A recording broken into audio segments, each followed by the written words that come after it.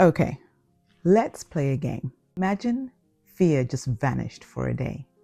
Who would you call? What would you finally start? And what truth would you actually say out loud? Hey love, I'm Yvonne, and welcome to Wing It with Thought.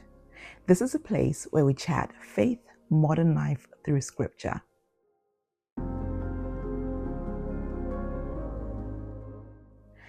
Can I be real with you? One of my biggest fears in life has always been speaking up in public. Anything from public speaking, interviews, even group meetings, I'd freeze. I'd mumble, deer in the headlights moment. So when I started this YouTube channel, I thought it was just sharing my Bible notes. Here's the crazy bit. In half a year, that fear that gripped me so much has gone. Not because suddenly I became confident, but because God has been whispering the same words over and over again, and I finally listened. It comes from one of my favorite verses in the Bible, Joshua 1 verse 9. Have I not commanded you? Be strong and courageous. Do not be frightened and do not be dismayed, for the Lord your God is with you wherever you go. Funny thing is, research shows that fear and excitement actually look the same in our bodies. Same racing heart, same sweaty palms. The only difference, excitement leans in and fear runs away. So the question is, which way will you lean? So today, let's sit down like two friends with a cuppa and talk about what courage and surrender and trust really look like when God says, do not be afraid.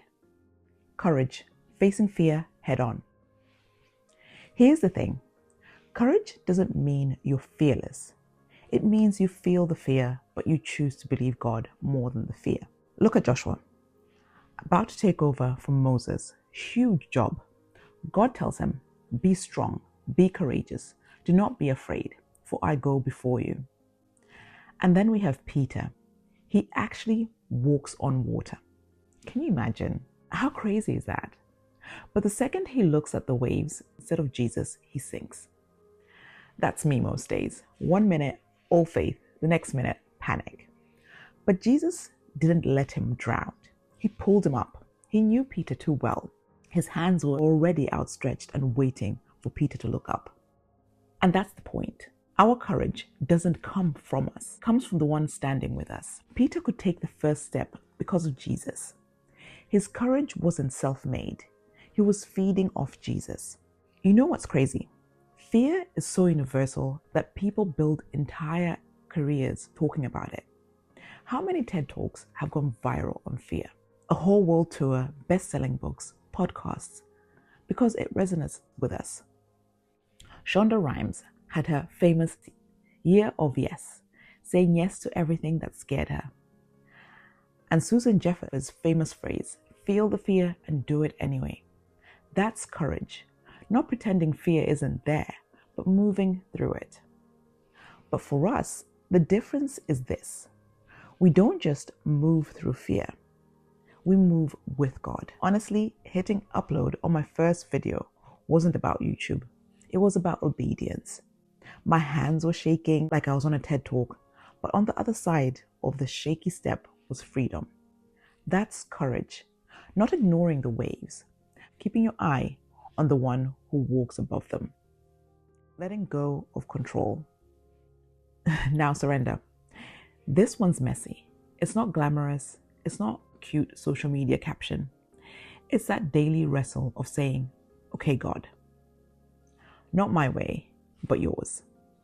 Peter didn't say, Jesus, can you hold both my hands, or can you give me more comfortable shoes? He just stepped out when Jesus said, come. And David gets this. He was anointed king, but he didn't rush to the throne. He didn't rush for the crown. Twice he could have taken out Saul and grabbed the throne. Twice he said no. He waited on God's timing. That's surrender. Sitting back, not passive. It's trust in action. That's why David kept finding his way back. Even when he messed up, he repented. He returned. He surrendered again and again. And me, I don't surrender neatly. I wrestle, I kick, and negotiate with God like he's a contract lawyer. He's patient with me, otherwise I wouldn't even be here. He's not looking for polished surrender. He's molding me daily, and being aware of it, honestly, that's the breakthrough. Trust, the anchor that holds it all together. So here's the glue that holds courage, surrender together, and that's trust. Because courage without trust is just empty confidence. Surrender without trust, just defeat. But trust says, God's got me, even when I don't get it. That's Peter walking on water kind of trust. Isaiah 41:10 says, do not be afraid, for I am with you. I will strengthen you, and I will help you. I will uphold you with my righteous right hand. That's God saying, even if your grip is weak, my hand won't let you go. I will strengthen you, I will help you. David trusted that, even in caves, even betrayed by his friends. He wrote psalms like, the Lord is my shepherd, I shall not want. And me? Trusting him hasn't just helped me share scripture online. It's healed fears I thought I'd live with forever. That's trust in action. Here's the golden thread through all of this, God's presence. Without his presence, courage is just hype. Without his presence, surrender feels like giving up. Without his presence, trust feels a bit risky. But with his presence, courage becomes holy boldness. Surrender becomes freedom. Trust becomes peace. Every time God says, do not be afraid, it's always followed by, for I am with you. That's the difference. So here's where we land. Don't be afraid. Be courageous. Surrender. Trust. Not because life suddenly gets easier, but because God goes before you. If you're holding on to fear right now, or you're wrestling with letting go, or you just can't bring yourself to trust, let this be your reminder. You don't have to have it all figured out. You just need to take the first step. And if God can take a shaky-voiced, fear-ridden woman like me and free me of years of dread, he can meet you exactly where you are too. So love, whatever fear is whispering to you this week, take one small step anyway. Not because you've got it all figured out, but because God goes with you. Thanks for hanging out with me. Don't forget to share, like, and subscribe. And I'll see you in my next video.